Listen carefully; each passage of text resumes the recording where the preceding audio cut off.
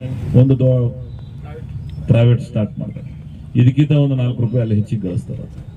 So ಹಿಂಗಾಗಿ ಇವರು ನಮಗೆ ಮಹತ್ವ ಕೊಡಂಗಿಲ್ಲ. ನೋಡಿಲ್ಲ ಸ್ಪಂದನ ಹಾಸ್ಪಿಟಲ್ ಪಾಪ ಒಂದು 4 ಜನ ಒಳ್ಳೆ ಕೆಲಸ ಮಾಡಿ ಕಟ್ಟಿದ್ರ, ಯಾರು ಬರಂಗಿಲ್ಲ. ಕಾರಣ ಏನಂದ್ರೆ ಎಲ್ಲ ಡಾಕ್ಟರ್ಸ್, ಇವ್ರ ಮಕ್ಕಳು ಡಾಕ್ಟರ್ ಆಗ್ಬೇಕು, ಇಂಡಿಯಾದಲ್ಲಿ ಕಲಿಬೇಕು. ಅವ್ರಿಗೆ ಅಪರ್ಚುನಿಟೀಸ್ ಇರಂಗಿಲ್ಲ, ಅದಕ್ಕೆ ಇಲ್ಲಿ ಬರಂಗಿಲ್ಲ. ಎಲ್ಲ ಡಾಕ್ಟರ್ ಬೇಲೆ ಆಗತ್ತಿಲ್ಲ. ಕೆಲವು ಡಾಕ್ಟರ್ಗಳು ಒಳ್ಳೆಯವರು ಅದಾರ, ಕೆಲವರು ಸೆಲ್ಫಿಶ್ ಇದೆ. ನಿಮಗೆ ಮ್ಯಾಂಡೇಟರಿ ಮಾಡ್ಬೇಕಾಯ್ತು. ಇಸ್ರೇಲ್ ಅಂತ ಕಂಟ್ರಿ ಒಳಗ ಯಾರು ಹುಟ್ಟುತ್ತಾರೆ ಕೆಲವು ದಿವಸ ಕಂಪಲ್ಸರಿ ಮಿಲಿಟರಿ ಸೇವೆ ಮಾಡ್ಬೇಕಾಗ್ತದೆ. ಅವರು ದ ಓನ್ಲಿ ಕಂಟ್ರಿ ನಮಗೇನೂ ನಿರ್ಬಂಧನೆಗಳಿಲ್ಲ. ದೇಶ ಪ್ರೇಮದ ಬಗ್ಗೆ ಇಲ್ಲ, ದೇಶದ ಬಗ್ಗೆ ಇಲ್ಲ, ನಮ್ಮ ಜನರ ಬಗ್ಗೆ ಇಲ್ಲ. ಯಾಕಂತ ಕೇಳಿದ್ರೆ ಹೆಂಗ್ ಬಿ ಬದುಕಬಹುದು ನಾವು. ದಟ್ ಈಸ್ ದ ಡೆಮೋಕ್ರಸಿ ತಿಳ್ಕೊಂಡಿದ್ದೀವಿ ನಾವು. It is not A democracy. Democracy ನಮ್ಮ ಅಂತರಾಳದ ಜೊತೆಗೆ, ಜನರ ಬದುಕಿನ ಜೊತೆಗೆ ನಾವು ಯಾವ ವ್ಯವಸಾಯದಾಗಿದ್ದೀವಿ ಅದನ್ನ ಹೃದಯಪೂರ್ವಕವಾಗಿ ಸೇವೆ ಸಲ್ಲಿಸಬೇಕು. ಯಾವುದೋ ಒಂದು ವ್ಯವಸ್ಥೆ, ಅಡ್ಮಿನಿಸ್ಟ್ರೇಷನ್ ಕಾಲಾಗ, ಆಡಳಿತ ವ್ಯವಸ್ಥೆ ಕಾಲಾಗ, ಸರ್ಕಾರದ ಕಾಲಾಗಲ್ಲ, ನಿಮ್ಮ ಕಾನ್ಸಸ್ ಕಾಲಾಗ, ನಿಮ್ಮ ಆತ್ಮಸಾಕ್ಷಿಗಿಂತ ಮತ್ತೆ ಯಾವುದೋ ದೊಡ್ಡದಿಲ್ಲ ಪ್ರಪಂಚದಾಗ. ಯಾರನ್ನೂ ಹೆದರ್ಲಿಕ್ಕೆ ಹೋಗ್ಬೇಡಿ. ಆದ್ರೆ ನಿಮ್ಮ ಆತ್ಮಸಾಕ್ಷಿ ನೀವು ಹೆದರ್ಲಿಲ್ಲ ಅಂದ್ರೆ ನೀವು ಬದುಕಿಯೂ ಸತ್ತಂಗ.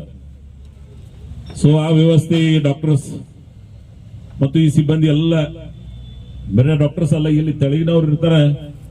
ಮೋಸ್ಟ್ ಅವ್ರು ಎಟ್ ಲೋ ಪ್ರೊಫೈಲ್ ದಾಗ ವಿಚಾರ ಮಾಡ್ತಾರೆ ಅಂದ್ರೆ ಬರೀ ಕಿರುಕುಳದಾಗ ಸರ್ವಿಸ್ ಕೊಡಬೇಕು. ಇದು ನನಗೆ ಕೇಳಿದ್ರೆ ದೇವಸ್ಥಾನಕ್ಕಿಂತ ಮುಖ್ಯ ಇದೆ. ಅಲ್ಲಿ ಬೇಡ್ಕೊಂಡು ಬರ್ತೀವ, ಇಲ್ಲಿ ಉಳಿಸಿ ಕಳಿಸ್ತೀವಿ. ನಮ್ಮನ್ನು ರಕ್ಷಣೆ ಮಾಡ್ತೀರಿ ನೀವು. ಒಂದು ಮಗುವಿನ ಹೆರಿಗೆ ಆಗ್ಬೇಕಾದ್ರೆ ಆ ಸಂದರ್ಭಗಳನ್ನ ನಾವು ಗಮನಿಸಿದ್ರೆ ಇನ್ನೊಂದು ಪುನರ್ಜನ್ಮ ಆಗ್ತದ ಆ ತಾಯಿಗೆ. ಅಂತ ಸಂದರ್ಭದಾಗ ನೀವೆಲ್ಲ ಹೆಂಗಿರ್ಬೇಕು? ಸೀದಾ ಕೈ ಎತ್ತಿ ಬಿಡ್ತೀರಿ. ಇದು ನಮ್ಮ ಕೈಲಿ ಹೆಂಗಲ್ಲ. ಬಿಜಾಪುರಕ್ಕೆ ಹೋಗೋದ್ರ ನಡುವು ರೋಡ್ದಾಗ ನಮ್ಮಂತ ಸರ್ಕಾರಗಳ ಅಚ್ಚಾತುರದಿಂದ ರೋಡ್ಗಳು ಸರಿ ಇರ್ಲಿಲ್ಲ ಅಂದ್ರೆ ಹೆಂಗ್ ಬದುಕಬೇಕು? ಆ ಜೀವ ಹೋಯ್ತು ಅಂದ್ರೆ ಯಾರು ಕಾರಣೀಭೂತರಾಗ್ತಾರೆ? ಈ ಅರಿವು ಇರ್ಬೇಕಲ್ಲ ನಮ್ಮ. ಇಂಥವು ಎಷ್ಟು ಉದಾಹರಣೆಗಳಾಗ್ಯಾವ ನೋಡು. ನೀವು ಬಹಳ 100 ವರ್ಷದ ಬೇಡ, ನಮ್ಮ ಕಣ್ಣ ಮುಂದೆ ಒಂದು 20-30 ವರ್ಷ ಎಷ್ಟು ಮಂದಿ ಕಳ್ಕೊಂಡೇವ್ರು? ಯಾರು ಇದಕ್ಕೆ ಜವಾಬ್ದಾರರು? ಯಾರಿದ್ದಾರೆ ಹೊರವರು? ಈ ರೆಸ್ಪಾನ್ಸಿಬಿಲಿಟಿ ತಗೊಳ್ಳೋರು ಯಾರು? ನಾನು ಅದಕ್ಕೆ ನಿಮ್ಮಲ್ಲಿ ಪ್ರಾರ್ಥನೆ ಮಾಡ್ತೀನಿ ಡಾಕ್ಟರ್ ಸಿ, ನನ್ನ ರಿಕ್ವೆಸ್ಟ್ ಅದ ನಿಮ್ಗೆ, ನೀವು ಬಹಳ ಸಂವೇದನಾಶೀಲರಾಗಿ, you are the cream of the society. ಈ ಸೊಸೈಟಿ ಕ್ರೀಮ್ಸ್ ನಾಗ ಬರ್ತೀರಿ ನೀವೆಲ್ಲ. ಹೆಂಗಿರ್ಬೇಕು ನಿಮ್ ಸರ್ವಿಸ್? ನಾನು ಮೊದಲೇ ಒಂದು ಮಾತು ಹೇಳಿದೆ, ನಿಮ್ಮನ್ನ ನಾರಾಯಣ ರೂಪದಲ್ಲಿ ಕಾಣ್ತೀವಿ ಅಂತ ಹೇಳಿ. ಅದಕ್ಕೆ ನಿಮ್ಮ ಆತ್ಮಾವಲೋಕನ ನೀವೇ ಮಾಡ್ಕೊಳ್ಳಿ. ನಾವು ನಾರಾಯಣ ಅಲಕ್ಕೆ ಹೋಗಿದೀವೋ ಇನ್ನು ಇನ್ನೊಂದೇ ಅಲಕ್ಕೆ, ನಾನು ಅದನ್ನ ಹೇಳಕ್ ಹೋಗಂಗಲ್ಲ. ಆ ಶಬ್ದ ಅದನ್ನ ಗಮನಿಸಿ.